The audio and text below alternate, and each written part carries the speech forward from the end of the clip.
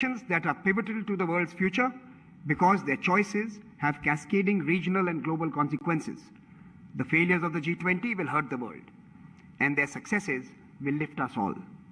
The ambition of this year's G20 has also shaped the dialogue's agenda. From debating the need for reforms in multilateralism to encouraging lifestyle changes to mitigate the climate crisis, the Raisina dialogue aims to support India's G20 priorities. This year, G20 also aims to be inclusive. The Honorable Prime Minister, Shri Narendra Modi, elaborated his vision at the Voice of the Global South Summit. He said, and I quote, "As far as India is concerned, your voice is India's voice, your priorities are India's priorities." This sentiment will be reflected in the Raisina Dialogue Town Hall on March 5th, where we will gather not only the G20 countries, but also participants from over 80 countries to be present and to discuss our common future. That collective future may be difficult to imagine at this moment, given what we went through in the first 2 years of this decade. Indeed, has it only been 2 years? From old conflicts resurfacing in Europe to convenient morality in Afghanistan, from complete disregard for the environment to selfish acts during the COVID-19 pandemic. This already feels like a very long decade, and this brought out the worst of humanity. Forums like this dialogue are seeking to bring out the best. It is during these gatherings that exaltations could catalyze an inclusive development policy that is fit for purpose. The theme for this year's dialogue is provocation, uncertainty, turbulence, lighthouse in the tempest. Question mark. Can all of us assembled here in New Delhi be a lighthouse in our own way? As the world is being battered by a perfect storm, multiple beacons are needed to illuminate the way. India seeks to be one of them and to inspire others to be the same. Last year, as we opened the dialogue, we made 2 promises to the Honorable Prime Minister. First, that as hosts, we would follow the sun to where the best and most plausible ideas await. And second, we committed to investing in building the next generation of global diplomats. This year, on February 18th, we launched Raisina at Sydney, alongside the editions we host in Delhi, Berlin, and Washington, D.C. This dialogue is now truly chasing the sun, seeking inspiration from across the globe. This October, the past October, we also inaugurated the Raisina Forum for the Future of Diplomacy. Hosted in New Delhi and Varanasi, it brought together diplomats from over 30 countries to rethink their official responsibilities and ethics. The world's diplomatic corps are now the first responders to everything, from health crisis to man-made and natural disasters. The investment in skills and character that may be demanded of them need to be invested in and need to be invested in now. Continuing our tradition of engaging the brightest minds from around the world, we welcome the 2023 batch of the Raisina Young Fellows who are seated here to my right. We have 48 fellows from 33 countries and a community which is now close to 2,000 from over 110 countries.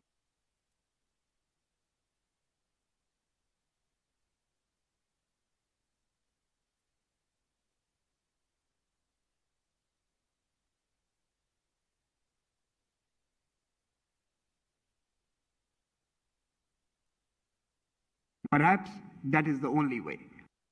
Welcome once again, and let the conversations begin. I thank you for gathering here.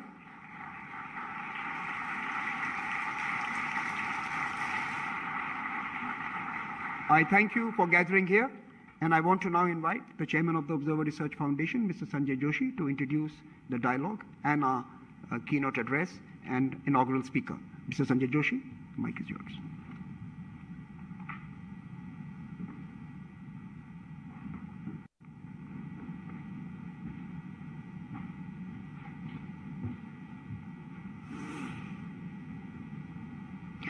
A very good evening to all our distinguished guests.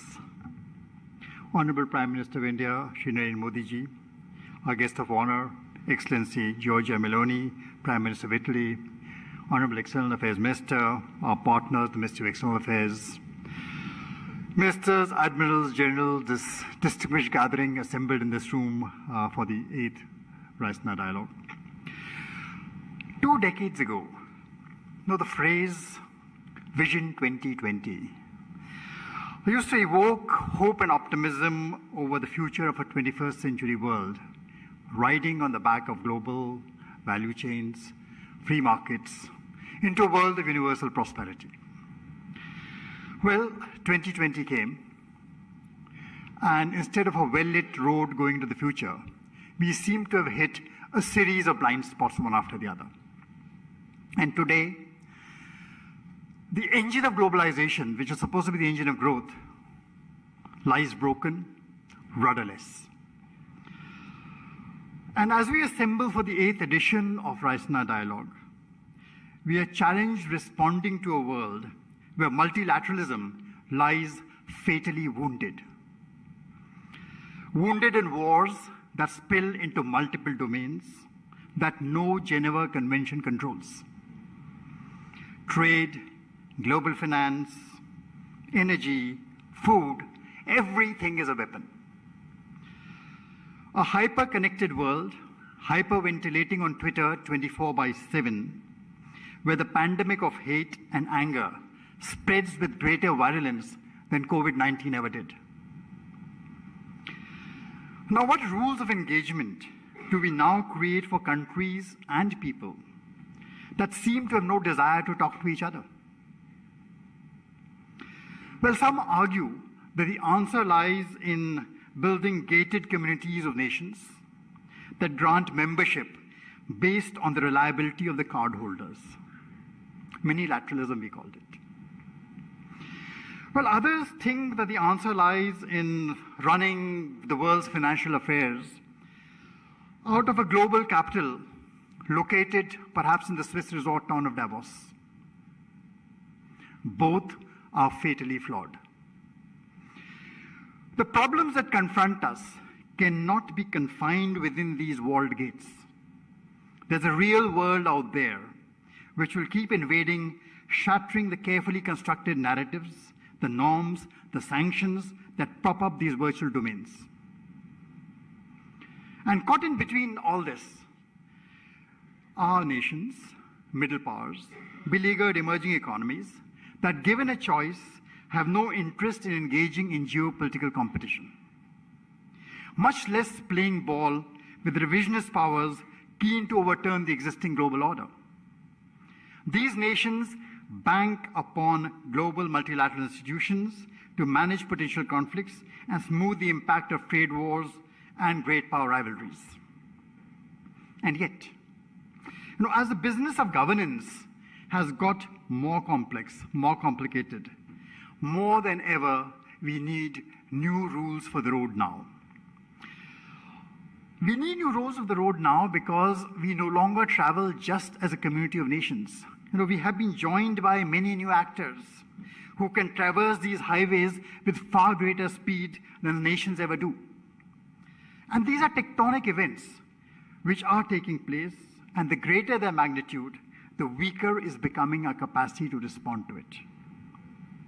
And mind you, this is only Act 1 of this play. Already we see technology move in to substitute agency-led order and norms by discrete, anonymized protocols for finance, trade, commerce, and communications. For good or for bad, it is difficult to tell today. But in Act 2, which is coming, which is called the Age of the Intelligent Machine, unlike science fiction, the machine age does not manifest itself suddenly as an omnipresent, all-knowing chatbot appearing one fine day.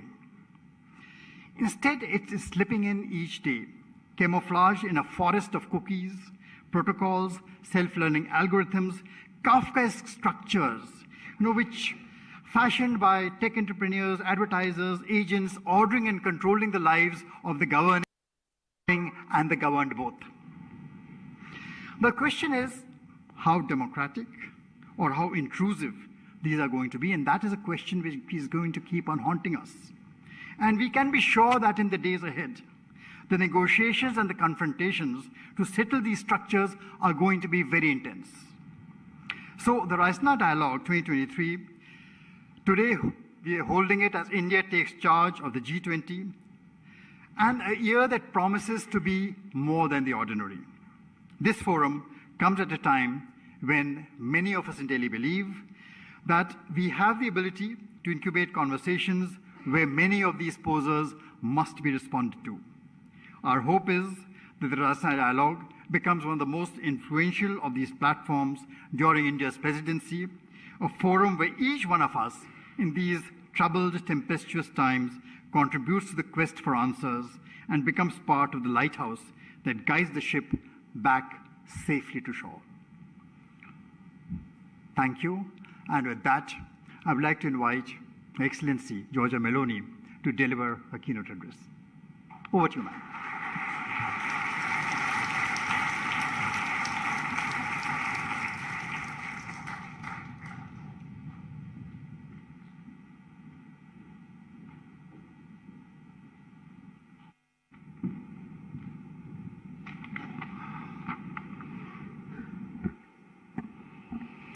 Well, dear Prime Minister Modi, Excellencies, distinguished guests, Namaskar.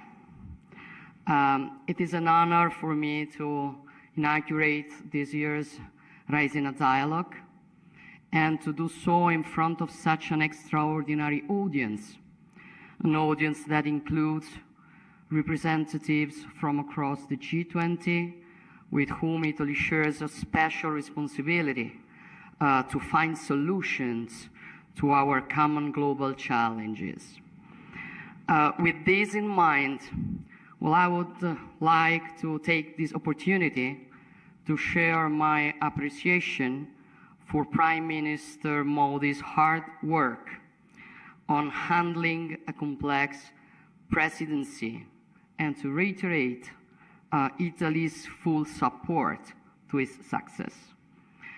I am told that the name of this international conference comes from Raisina Hill here in Delhi, from which the government is granted a broader view of India's capital city. In troubled times like today, this is, I think, a fitting metaphor of the vision that we as leaders, thinkers, civil servants need to adopt. It reminds me of the Palatino, the Campidoglio, and the other hills on which our ancestors founded ancient Rome more than 2,000 years ago, from which an extensive network of roads connected different provinces, leading from the center of the Italian peninsula to very diverse cultures. And I think that it is also the way we need of doing politics today. When I was running for the electoral campaign, I said that I didn't want to climb the institutions to gain power. I wanted to climb the institution, for it is the only way that you can have a better view of what is happening and give best solutions. And that is exactly what I see today. As we look at events around us, our identity shapes our field of vision, both as individuals and as nations. Identity is shaped deeply by geography, and at the same time, our thoughts could be shaped by provocation. Here I would like to try to interpret in a positive way the very interesting question posed by the organizers of this conference. And I will start from the word provocation, which could certainly be considered as an affront to our sensitivities, but also as a spur to think in a different way. A challenge to accept the challenges of uncertainty and turbulence.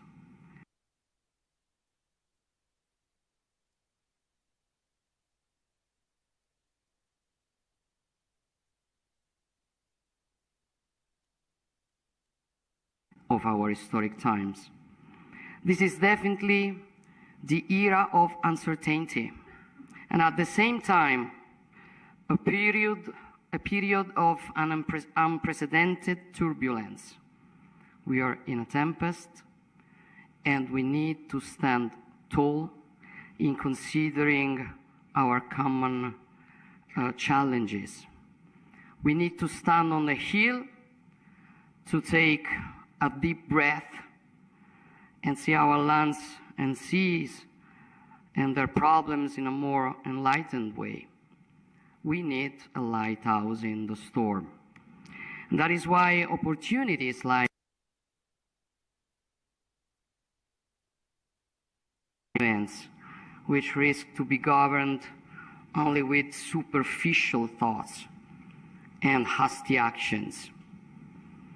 Therefore, let's go back to the fundamental factors, including the geographical one of our identities, and considering some important similarities between the wide and profound wealth of the Indian and Italian ancient cultures and contemporary interests.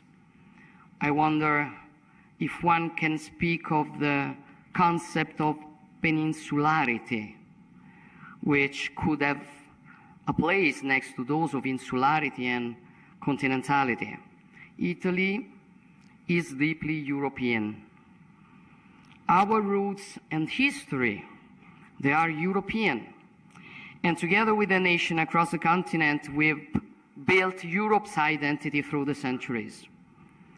Yet all of Italy's long coastlines are bathed in the Mediterranean, the natural environment where the Judaic, Christian, and classic roots of Europe have developed. Geography has shaped our culture, our outward projection, and our growth as civilization. And much like India, the peninsular factor has given us a crucial resource, being both a continental and a maritime nation. A key advantage, making us natural platforms for trade, logistics, and the dissemination of culture and science. For centuries, our maritime flows have looked towards the south and to the rest of the Mediterranean, which remains our natural neighbor, and with whom we are continuing to build mutually beneficial relations. This is the spirit enshrined in our vision, also dubbed the Mattei Plan for the Mediterranean and for all the African continent, with its growing population, challenges, and opportunities. A vast region which has also the resources, starting with energy, which are so crucial for Europe, but which should first of all benefit the peoples who are the owners of these commodities. Our objectives are simple: ensuring prosperity, peace, and lasting friendship through collaboration on an equal footing. A collaboration aimed at providing tangible benefits for all, without predatory ambitions, without coercion, economic or otherwise. In the first few months of my tenure, I gave priority to developing equal partnership on common priorities such as energy, and Italy is working to be the bridge connecting the Eastern Mediterranean, Africa, and Europe. Producer countries should benefit from their resources for their own prosperity and stability. Green energy, hydrogen, and electricity will more and more be locally produced for their own citizens and for Europe. Much like the energy transition, the digital transition is also based on connectivity. Data are the energy of our digital societies, and they will flow from India to Europe, across the Mediterranean and Italy. The Blue Raman project will link the Indo-Pacific to our European economies. In the past, the Alps at our north protected Italy, but they were also the area of connection to the rest of Europe. Likewise, the Mediterranean Sea was for centuries a sort of blind alley, the extreme appendix of the Atlantic Ocean. Human progress and ingenuity, however, made the impossible possible. A change in geography, a passage from the Mediterranean to the Indo-Pacific through the Suez Canal. Today, the Mediterranean is really the sea in the middle, the basin which stands between the two major maritime spaces of the globe, the Atlantic and the Indo-Pacific. Italy, with its peninsula, which lies in the very center of the Mediterranean Sea, continues to be in every way a fully integrated part of the Euro-Atlantic community and of the cultural and political West, but it is more and more projected towards the Indo-Pacific, regaining the history of our maritime republics and of Marco Polo, especially after the opening of the Suez Canal. The laws of physics, starting with the communicating vessels, are those of trade. The impact of such a shift are hard to exaggerate. 150 years later, as the Indo-Pacific has become a crucial center for gravity for the global economy, 40% of the EU's foreign trade passes through the South China Sea, and much more transits through the Indian Ocean. Our two regions are more interconnected than ever before. Together, we account for 70% of global trade, and the EU has become the biggest investor in the Indo-Pacific, which contributes to two-thirds of global economic growth. The world's oceans connect us. They are essential to global commerce and our way of life. Today, shipping makes up 90% of all international trade, and freedom of navigation is crucial for our economies. Global interconnection has enabled our economies to cooperate and flourish, but it comes at a cost, especially in times of turbulence within the international community. What happens in Europe affects the Indo-Pacific in ways it would not have in the past. And what happens in the Indo-Pacific has direct repercussions in Europe. This is not a surprise. This is not a black swan. It is rather a gray rhino we should have seen. And it is something we need to keep in mind as we move forward. This implies a new approach on how we work together. We need to see the world through progressive lens, to focus with the same level of attention on both long and short-term dynamics. We face a war of aggression which brings us back to the tragedies of the 20th century, but at the same time we need to have the necessary vision to be prepared for the challenges of the 21st century. The COVID-19 pandemic shook the foundation of international trade and mobility, exposed profound weaknesses in the resilience of global supply chains and in globalization as we knew it. They said we could solve every problem with free trade. We were going to have democracy and richness for everybody. It wasn't like that. And we have to face what we were wrong in. As We worked to overcome these challenges, recover from the pandemic's devastating impact, and restore global trade flows. The Russian war of aggression against Ukraine disrupt global energy prices, endangered food security, and sent waves of inflation across the world to the detriment of the most vulnerable, especially in the global south. And it also put at risk global stability, peace, security, which depend on a predictable, rule-based international order. Just 1 year ago, we were poised to face the challenges of the 21st century, which were eradicating poverty, addressing climate change, managing the impacts of digitalization on information flows and on daily life in our societies, handling the advent of new technologies such as quantum computing and artificial intelligence. However, the events of February 24th last year brought us back to the wars of 20th century. I was in Kyiv last week. I witnessed a hard reality on the ground and felt the strength of the Ukrainians' national spirit among the destruction. The war is a war in Europe, distant geographically from many other parts of the world, which in many cases are facing their own hardships closer at hand.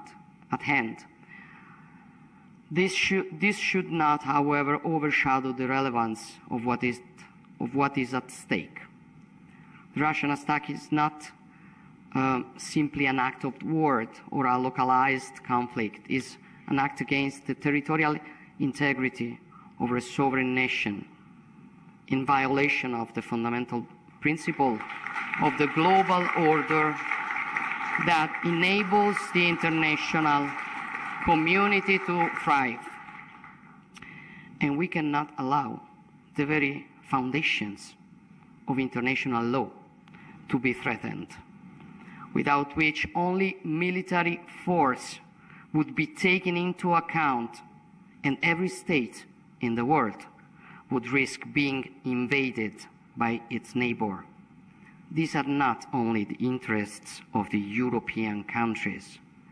These are the common goods for the coexistence of all countries of the world.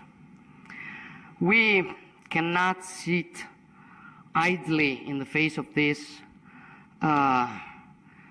with this provocation at the heart of the UN Charter, which threatens to undermine stability across the globe.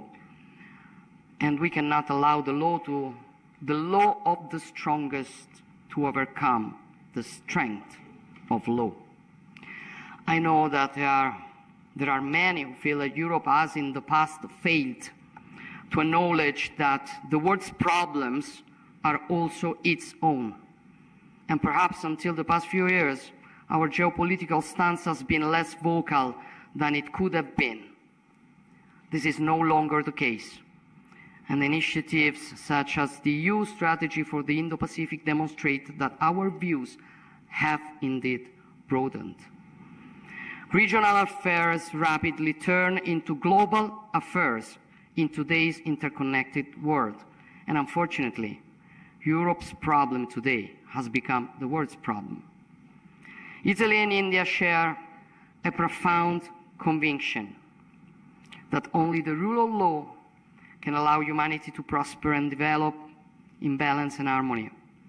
As forward-looking countries with rich cultures dating back millennia, we have a common human-centric vision in which democracy, science, peace, prosperity go hand in hand.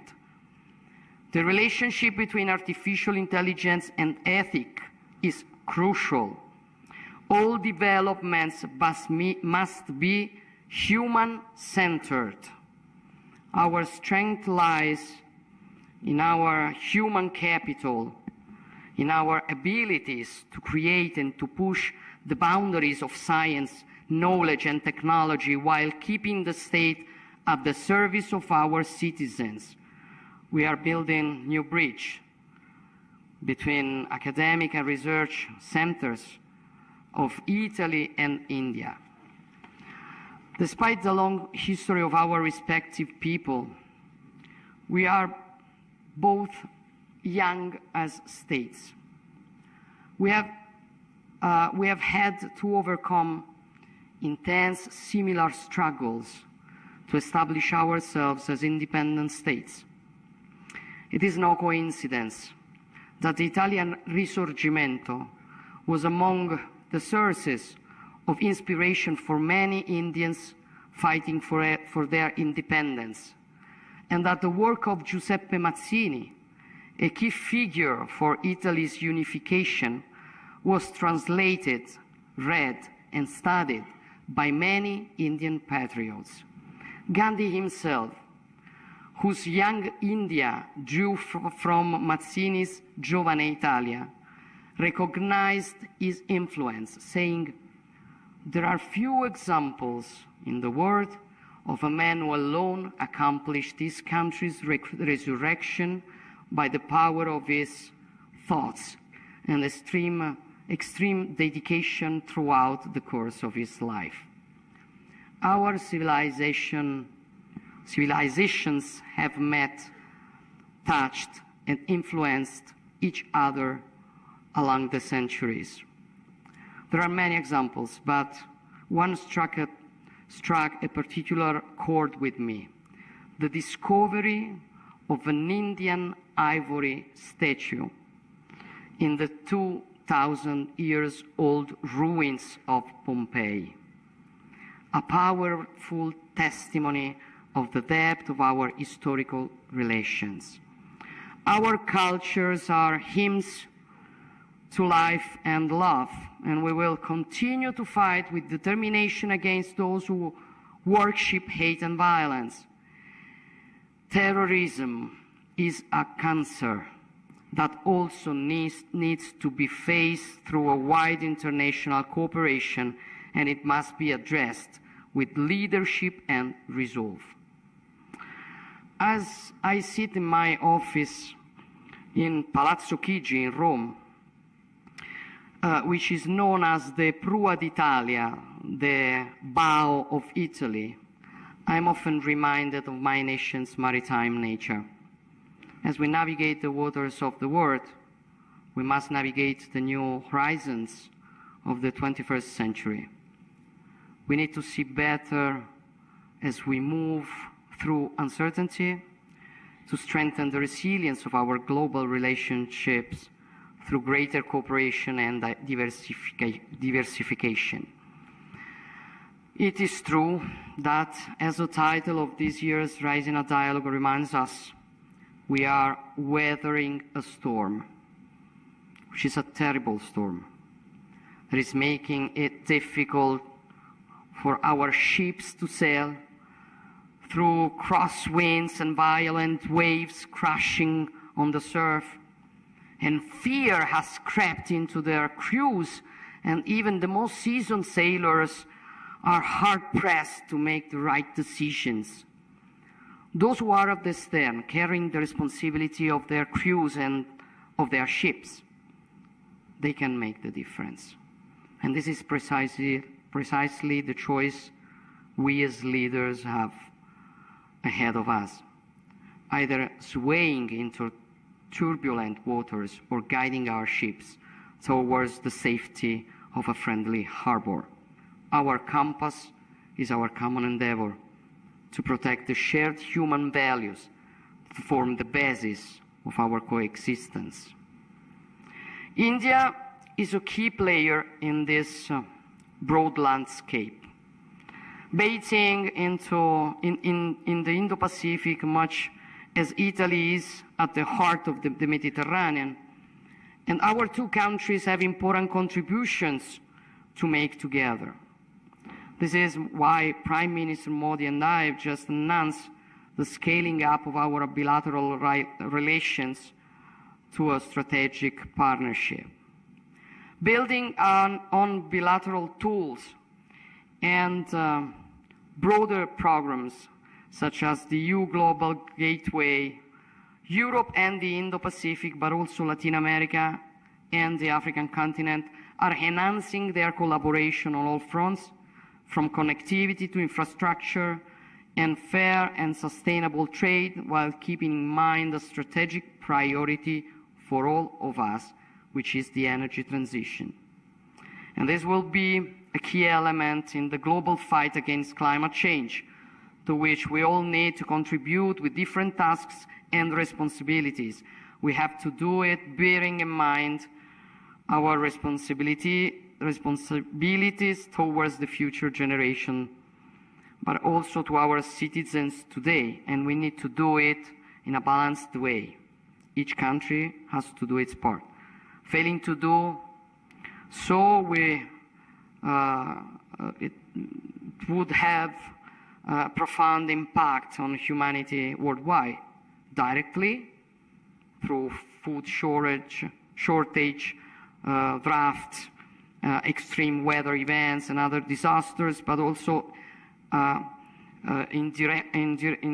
indirectly through new conflicts arising from climate-induced migrations and transboundary disputes over scarce resources.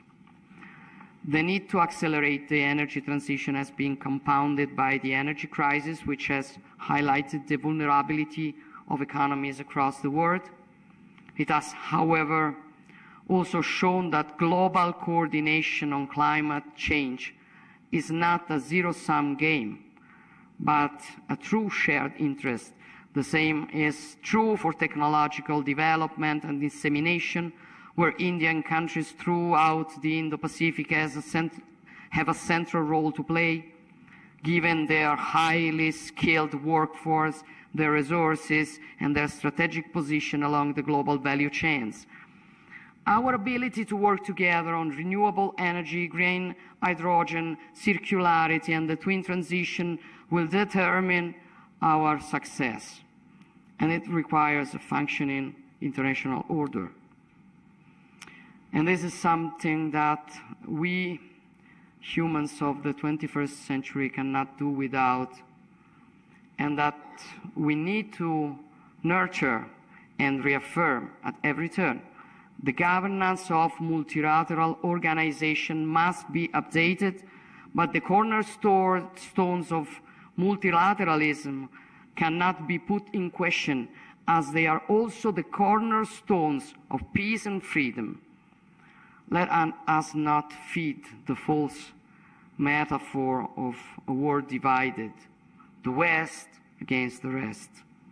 The unshakable unity in the face of the growing threat to international peace and stability goes well beyond the Western interest.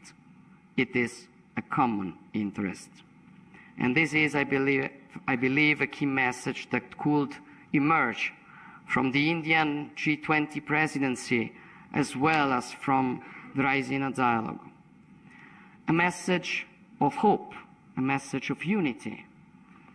Every nation can be a lighthouse, with the wealth and pride of its tradition and identity, which somebody would like to forget or hide or kick. But we are nothing without our roots, our rights, and the capability we have to recognize them. They depend from our tradition. And who wants to kick our tradition, our identity, wants to kick our rights. So it's an important struggle that we are facing all over the world. And I know that on this, we do agree the same point of view. Lighthouses do not obscure each other, but they can shine together and help all of us to navigate in these troubled waters. Thank you very much.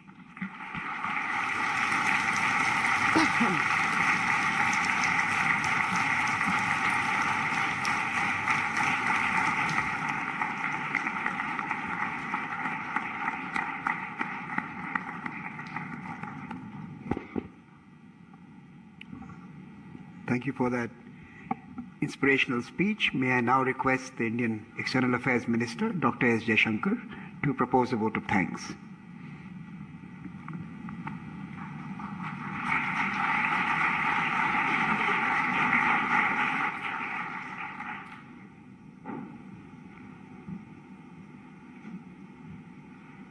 Prime Minister Narendra Modi ji, Prime Minister Giorgia Meloni, my distinguished foreign ministerial colleagues, Excellencies, ladies and gentlemen.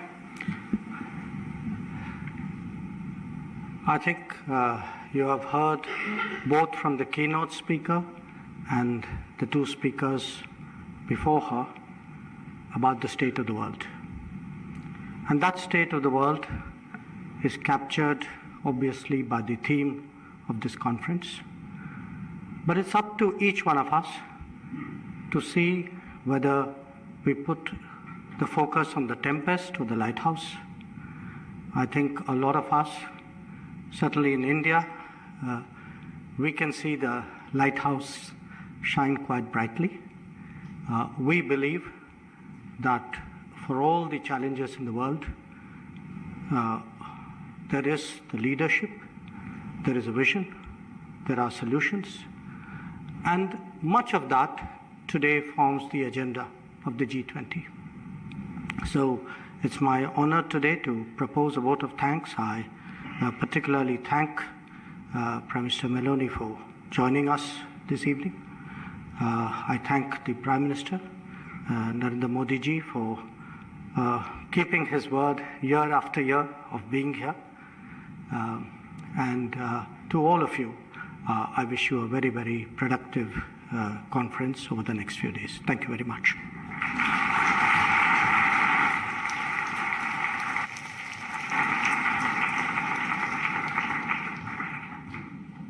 I will now request all of you to remain seated as the Honorable Prime Minister and the President of the Council of Ministers leave this room. I will also request an orderly exit from this room thereafter, but first let our VIPs and chief guests leave the room.